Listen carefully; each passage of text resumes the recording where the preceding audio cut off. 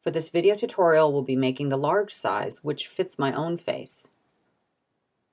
Each pattern piece includes the 1/4 inch seam allowance.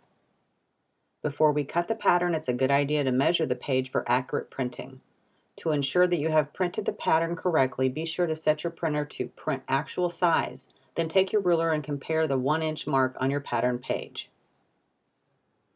Cut out your pattern along the outer dashed line. I'm using my paper scissors and not my fabric scissors for this step. Next, we'll take a scrap of pre-washed fabric.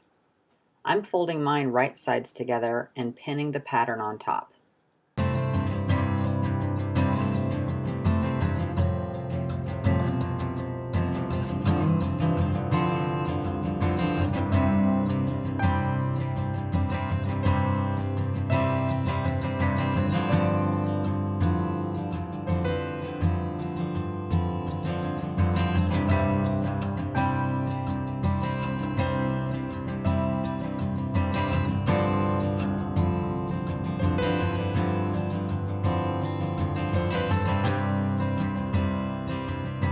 Couple sewing pins and secure the convex curve of the fabric pieces. And then take this to your sewing machine and sew these pieces together using a 1/4 inch seam allowance.